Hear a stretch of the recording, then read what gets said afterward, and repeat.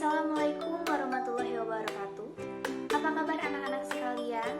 Semoga kalian selalu ada dalam keadaan sehat walafiat. Nah, anak-anak, kali ini kita akan membahas tentang pelajaran IPS, yaitu materi pengaruh interaksi sosial terhadap kehidupan sosial dan kebangsaan. Adapun kompetensi dasar yang akan ibu sampaikan yaitu 3.2, yaitu menganalisis pengaruh interaksi sosial dalam ruang yang berbeda terhadap kehidupan sosial budaya serta pengembangan kehidupan kebangsaan. Untuk tujuan pembelajaran kali ini, setelah kalian mempelajari materi ini, diharapkan kalian mampu untuk menjelaskan pengaruh interaksi sosial terhadap mobilitas sosial. Nah, sebelumnya kalian masih ingat apa yang kita bahas di materi sebelumnya? Ya, kemarin kita telah membahas tentang interaksi keruangan dalam kehidupan di negara-negara Islam. Kali ini kita akan membahas tentang mobilitas sosial. Sebelum kita lanjut ke materinya, Ibu harap kalian tonton terlebih dahulu video atau tayangan video berikut ini.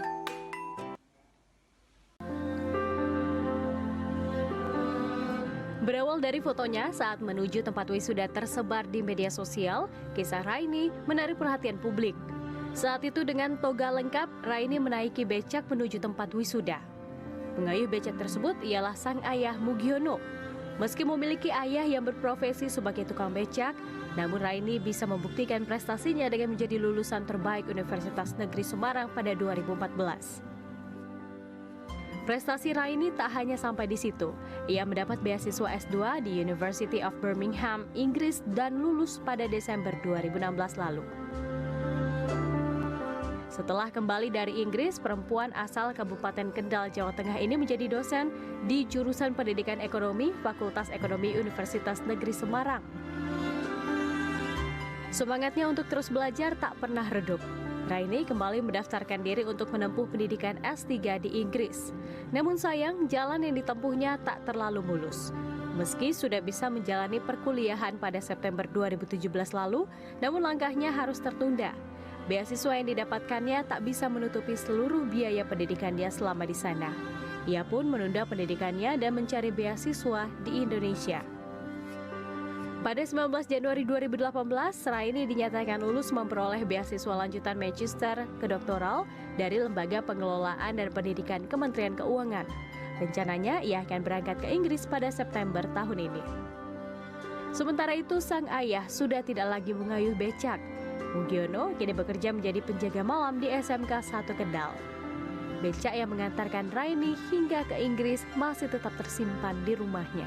Anak-anak, berikut adalah contoh dari bentuk mobilitas sosial. Seperti halnya interaksi sosial, mobilitas sosial tidak akan bisa dihindari oleh manusia. Terus mobilitas sosial itu apa sih, Bu? Ayo kita mempelajari mobilitas sosial secara bersama-sama.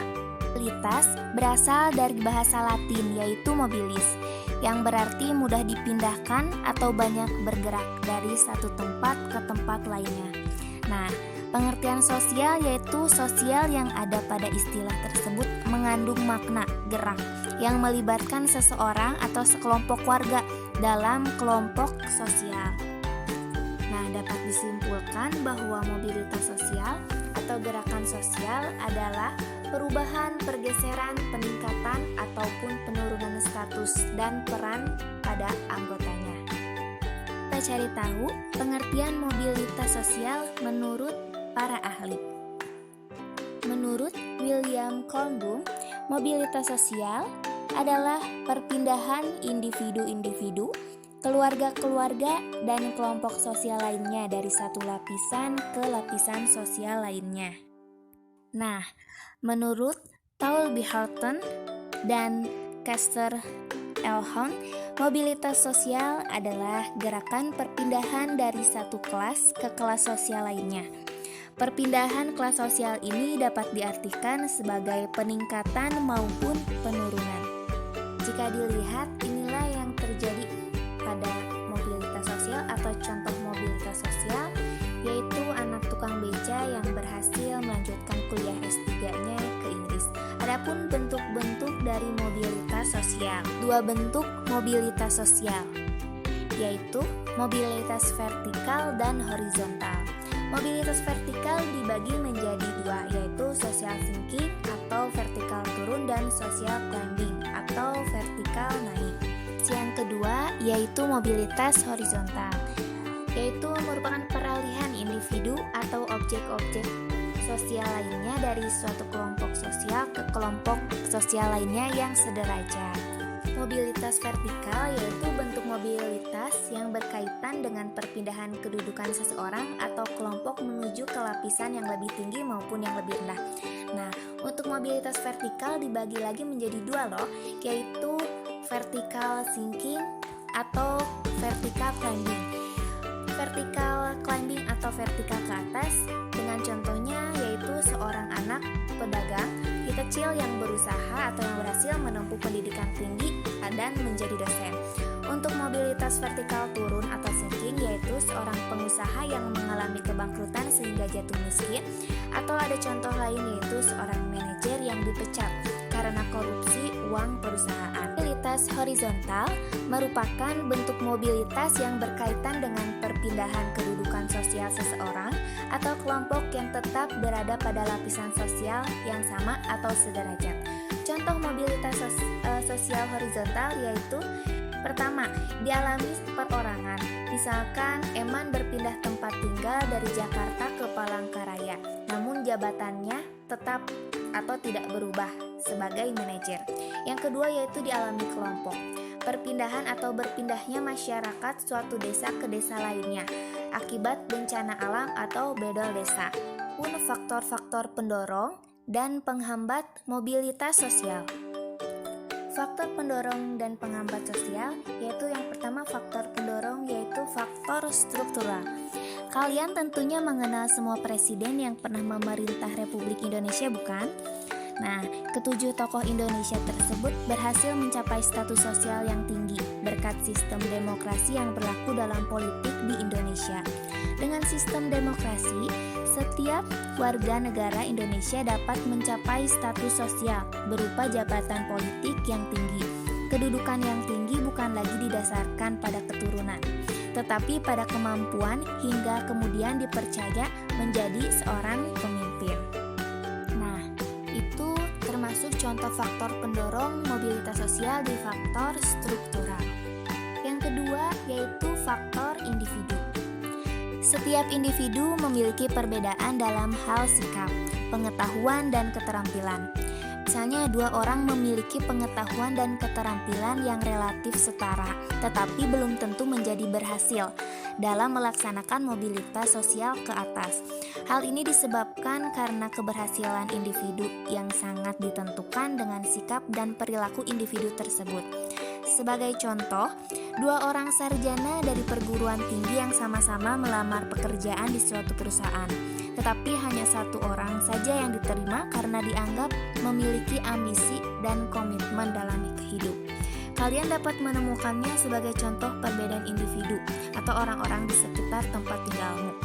Nah, yang ketiga yaitu faktor sosial. Setiap perjuangan diawali dari ketidakpuasan. Ketidakpuasan akan status sosial mendorong manusia untuk terus berjuang segigih-gigihnya. Setiap manusia dilahirkan dalam bentuk sosial yang dimiliki oleh orang tuanya. Saat ia dilahirkan, tidak ada satu manusia pun yang dapat memilih status. Apabila ia tidak puas dengan kedudukan yang diwariskan oleh orang tuanya, ia dapat juga mencari kedudukan sendiri ke lapisan yang lebih tinggi atau ke lapisan sosial yang lebih tinggi. Yang keempat yaitu faktor ekonomi. Keadaan ekonomi dapat mempengaruhi atau menjadi faktor pendorong terjadinya mobilitas sosial. Keadaan ekonomi yang baik memudahkan individu dan kelompok melakukan mobilitas sosial. Kalian tentunya dapat memperhatikan berbagai fenomena masyarakat di sekeliling kita. Masyarakat yang kondisi ekonominya baik cenderung lebih mudah melakukan mobilitas sosial. Dengan kondisi ekonomi yang baik, mereka mudah untuk memperoleh modal, pendidikan, dan kesempatan lainnya. Nah, hal ini tentunya berbeda dengan masyarakat yang mengalami kesulitan ekonomi atau bahkan kesulitan memenuhi kebutuhan dasarnya. Yang kelima yaitu faktor politik.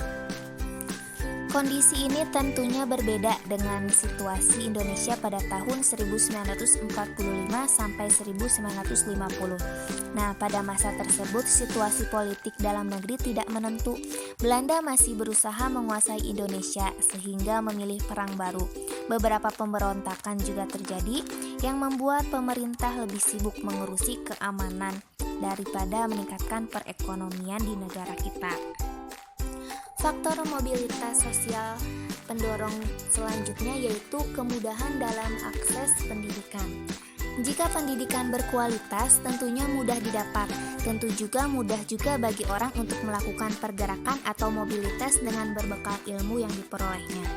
Tetapi sebaliknya, jika kesulitan dalam mengakses pendidikan yang bermutu, menjadikan orang tak menjalani pendidikan yang bagus, serta sulit untuk mengubah statusnya karena kurangnya penguasaan ilmu pengetahuan.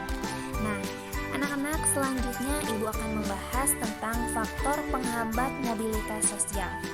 Nah, yang pertama yaitu kemiskinan. Bagi masyarakat miskin, untuk mencapai status sosial tentunya merupakan hal yang sulit.